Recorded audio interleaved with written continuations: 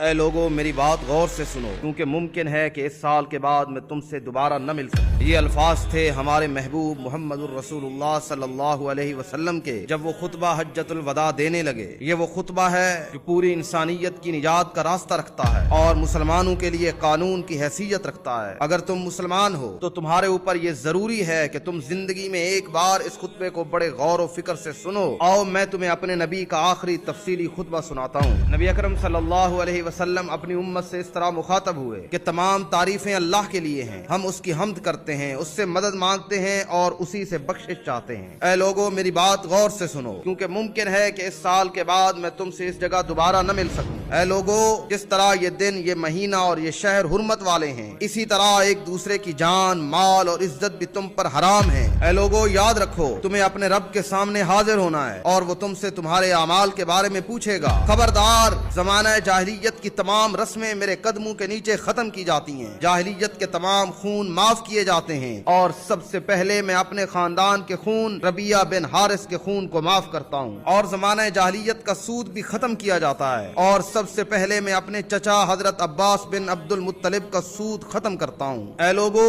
عورتوں کے بارے میں اللہ سے ڈرو، تم نے انہیں اللہ کی امانت کے طور پر حاصل کیا ہے، تمہارے ان پر حقوق ہیں اور ان کے بھی تم پر حقوق ہیں، ان کے ساتھ اچھا سلوک کرو۔ میں تم میں دو چیزیں چھوڑے جا رہا ہوں، اگر انہیں مضبوطی سے تھامے رکھو گے تو کبھی گمراہ نہیں ہوگے۔ ایک اللہ کی کتاب ہے اور دوسری میری سنت۔ اے لوگو تمہارا رب ایک ہے اور تمہارا باپ بھی ایک ہے، کسی عربی کو اجمی پر اور کسی اجمی کو عربی پر، نہ کسی گورے کو کالے پر اور نہ کالے کو گورے پر کوئی فضیلت ہے، مگر صرف تقوی کی وجہ سے فضیلتیں حاصل ہوتی ہیں۔ تمام مسلمان آپس میں بھائی بھائی ہیں، کسی مسلمان کے لیے دوسرے مسلمان کا مال اس کی خوشی کے بغیر کبھی حلال نہیں ہوتا۔ اے لوگو میرے بعد کفر میں نہ لوٹ جانا کہ ایک دوسرے کی تم گردنیں مارنے لگو۔ پھر نبی اکرم صلی اللہ علیہ وسلم نے فرمایا جو لوگ یہاں موجود ہیں وہ یہ پیغام ان لوگوں تک پہنچا دیں جو یہاں موجود نہیں ہیں، کیونکہ بہت سے وہ لوگ جو بعد میں سنیں گے ممکن ہے کہ وہ ان لوگوں سے زیادہ اچھی طرح سمجھیں جو یہاں موجود ہیں۔ پھر آپ صلی اللہ علیہ وسلم نے لوگوں سے پوچھا کہ کیا میں نے اللہ کا پیغام پہنچا دیا؟